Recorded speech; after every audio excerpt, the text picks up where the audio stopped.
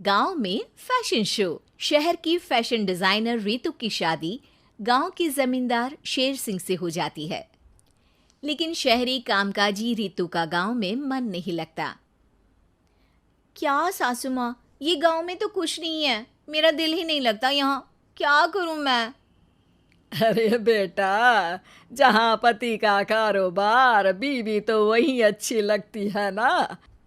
अब हम लोग इतने पैसे वाले हैं कि गांव में मेरे बेटे लायक लड़की ही नहीं मिली। अरे माँ, मैं तो ये बोल रही हूँ कि क्या करूं जिससे मेरा थोड़ा दिल लगे। अरे बेटा, मैं भी शहर की थी। यहाँ आकर मैंने गांव में स्कूल खोल लिया। बच्चों को पढ़ाती थी तो मन लग जाता था। तू भी कुछ देख ले जिससे गांव की बहू बेटियों का भला हो जाए और तेरे जमींदार ससुर जी का नाम भी हो जाए। रितु क्या करती, फैशन डिजाइनिंग वाले कपड़ों को गांव की औरतों पर कैसे ट्राई करती। लेकिन एक दिन, अरे क्या बात है डार्लिंग, बड़ी जल्दी उठ गई। और ये हाथ में फेविकॉल और कागज, कहाँ जा रही हो? मैंने सोच लिया है कि मैं अपना फैशन बुटीक खोलूंगी। गांव की औरतों को सजा धजा कर फैशन शो करूंगी और यहाँ की औरतों को भी शहर के फैशन से वाकिफ करवाऊंगी। फैशन और यहाँ की औरतें, अरे इन लोगों को तो बस चूल्हा चौका आता है। खाली समय में एक दूसरे के सर से जुएं निकालती हैं या फिर अचार पापड़ बनाती है। इन लोगों के बस की नहीं है फैशन को समझना।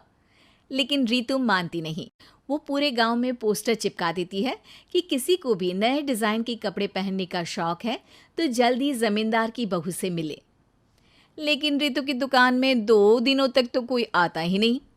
पर एक दिन, अरे कमला, क्या हुआ, क्या देख रही हो। आ, ये पुतला देख रहा है दीदी। क्या दिख रहा है इसमें ऐसा। अब देखो तो दीदी, ये पुतला मेरे जैसा ही है ना, पतला दुबला लंबा, बस मैं काली और ये गोरा। तू ये बता, इस पुतले के कपड़े तुझे कैसे लग रहे हैं।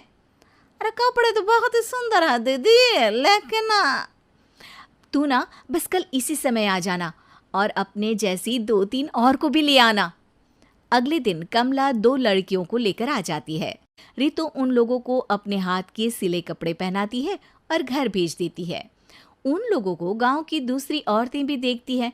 और फिर क्या, अगले दिन रितु जब दुकान खोलती है तो सामने बहुत सी औरतें उसके बनाए डिजाइनर कपड़े पहनने को तैयार खड़ी होती हैं।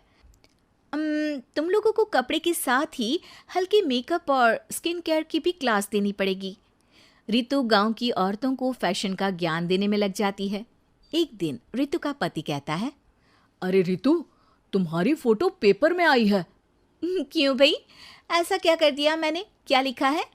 अरे लिखा है गांव में होगा अब फैशन वीक। अरे हाँ, कल ना कोई फ़ोन आया था मीडिया वालों का, तो मैंने भी बोल दिया कि फैशन शो तो अब गांव में होगा। लग रहा है उसी की खबर बना दी है। तभी रितु को एक फ़ोन आता है। हेलो, कौन बोल रहा है। जी मैं काम्या बात कर रही हूँ, लुक में फैशन वीक से। हम लोगों ने आपका काम देखा। हम शहर वर्सेस गांव का फैशन थीम में एक फैशन शो आपके गांव में करना चाहते हैं। अरे वाह, ये तो बहुत ही अच्छी बात है। मैं अपनी मॉडल्स के साथ शो में हिस्सा ज़रूर लूँगी। बस अब क्या था। वो दिन भी आ जाता है जब रितु की गांव की गोरी शहर की छोरी के साथ स्टेज शो में हिस्सा लेती हैं। शो के बाद, अरे आपकी वो जो कलेक्शन है ना, मैं उसकी पूरी सीरीज खरीदना चाहती हूँ। सच में आपने वो कपड़े डिजाइन करे जो आज के लोग आसानी से घर और बाजार में पहन सकते हैं। और बजट में भी है। हम भारतीयों के लिए तो ये डिज़ाइन बेस्ट है जी। वैसे आपने क्या सोचकर ये कपड़े बनाए और आप इसे कितना आगे और लेकर जाना चाहती हैं? औरतें और फैशन एक दूसरे के पर्यायवाची है। तो ये किसने कहा कि गांव की औरतों को डिज़ाइनर कपड़े पहनने का हक नहीं। मेरा मानना है कि शौक सभी औरतों में होता है। ज़रूरत है तो बस उसे जगाने की, उनके हिसाब और बजट के कपड़ों की जो मैंने बनाए और सबको पसंद भी आए।